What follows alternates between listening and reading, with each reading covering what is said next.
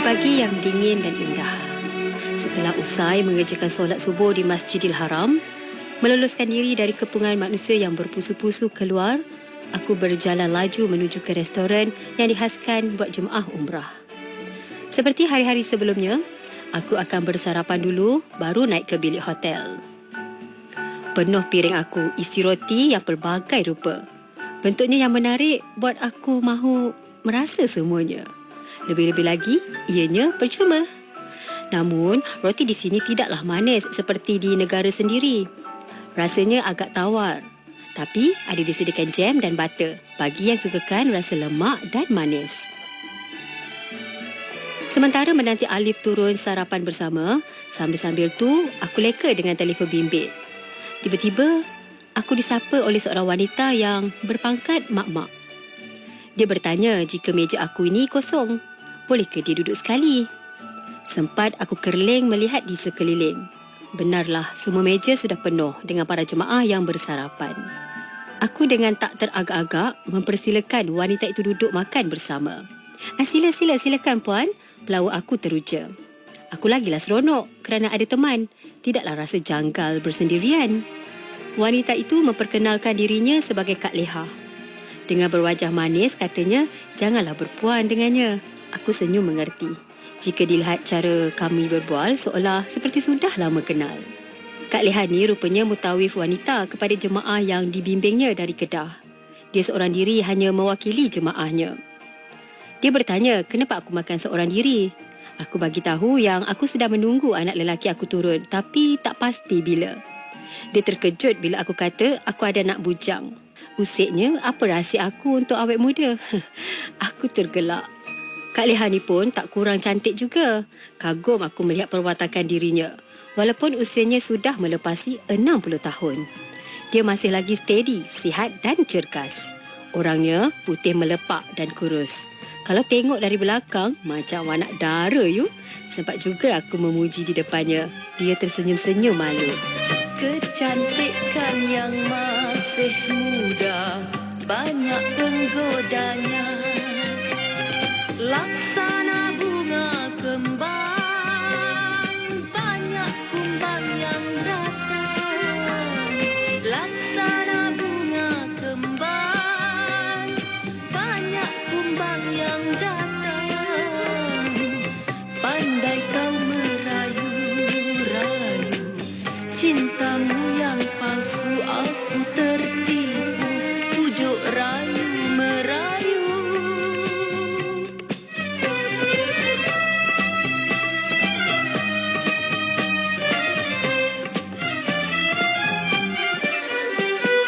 Cinta yang tulus ikhlas, tak pernah kau membalas. Cinta yang tulus ikhlas, tak pernah kau membalas. Ku percaya kau setia, rupanya kau penggoda. Ku percaya kau setia, rupanya kau penggoda. Pandai kau merayu-rayu, cintamu yang palsu aku tertipu, pujuk rayu merayu.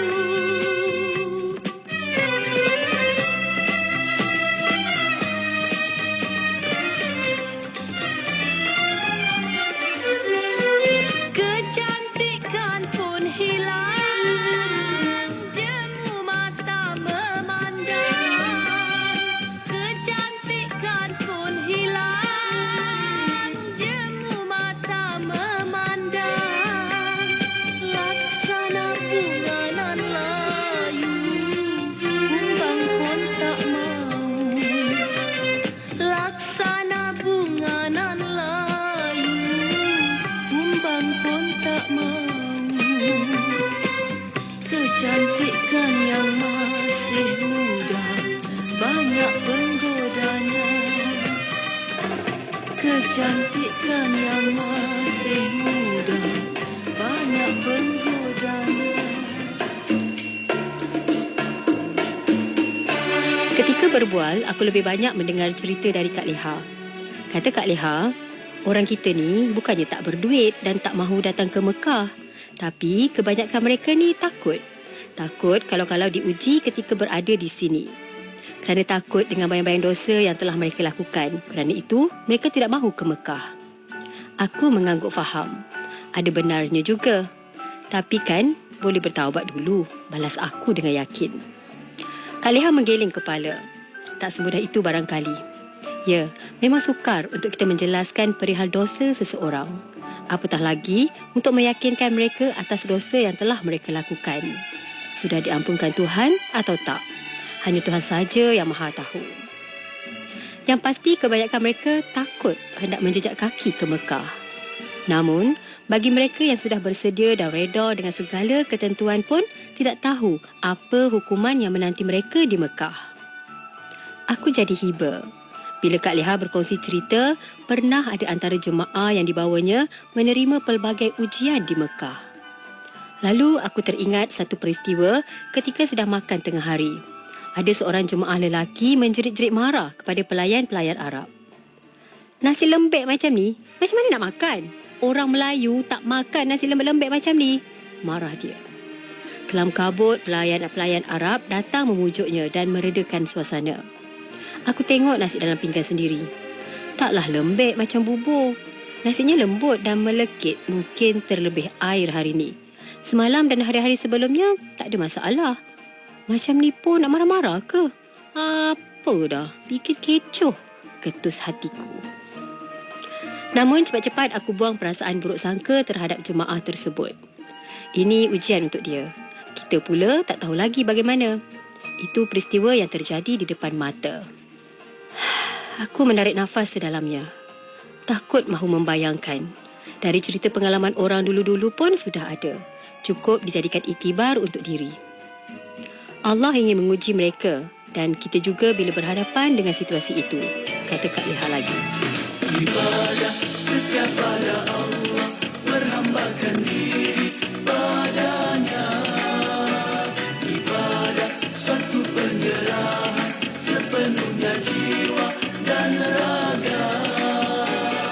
Takwa sepanjang masa, bersyukur atas rahmatnya. Hidup hanyalah sementara, beribadahlah sentiasa. Ibadah segala perkara yang mendapat keredaan Allah. Ibadah lakukan suruhan, jauhi segala larangan. Takwa sepanjang masa, ya Allah atas rahmatnya. Hidup hanyalah sementara, beribadahlah sentiasa.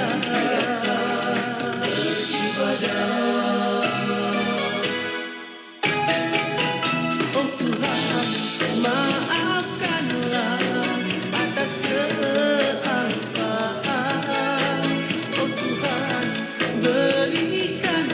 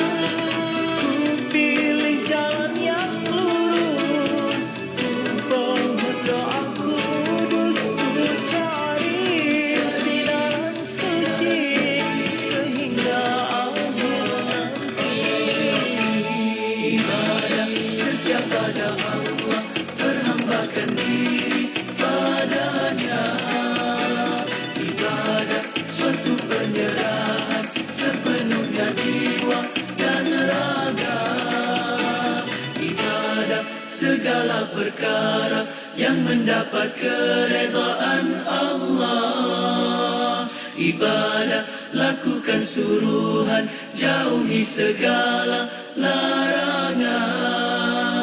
Ibadah setia pada Allah, perhambakan diri padanya. Ibadah suatu penyerahan sepenuhnya jiwa dan raga.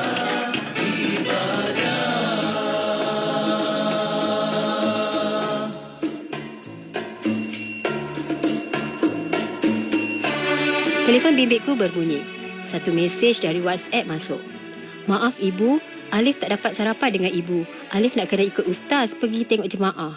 Aku balas, okey. Faham tugasnya sebagai mutawif. Makan dan tidurnya tak menentu.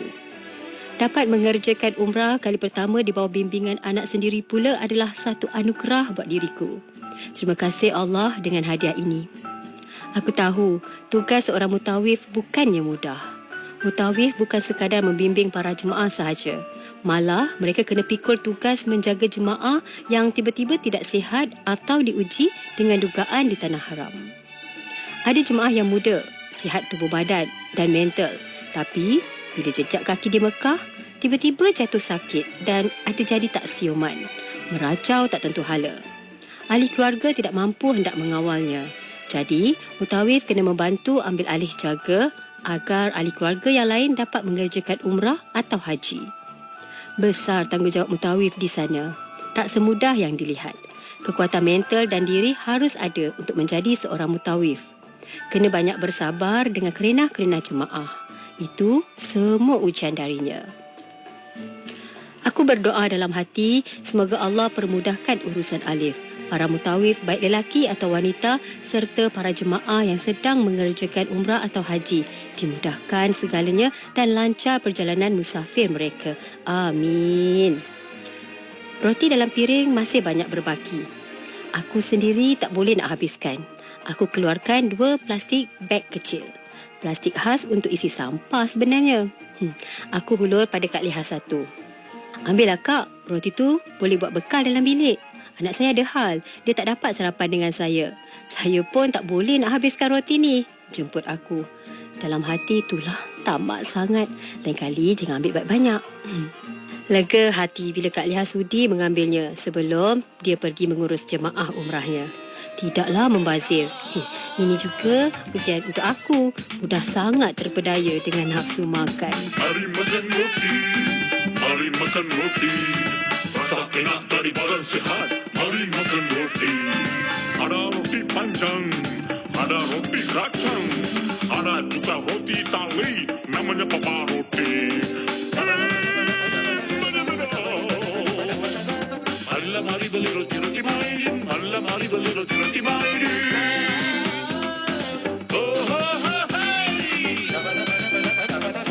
Marilah mari beli roti-roti Maidin.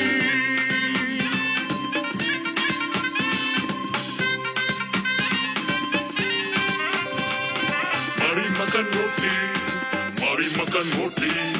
Rasa enak dari badan sihat. Mari makan roti. Roti saya halal, boleh bawa bekal.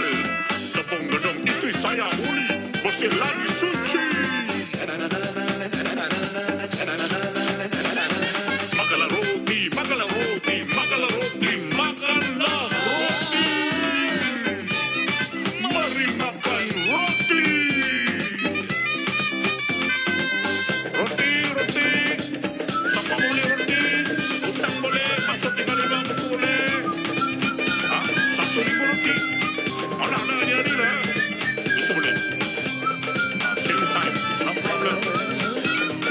Makan roti kaya, mesti ada gaya. Setiap hari, setiap masa. Bismillah, jangan lupa. Assalamualaikum.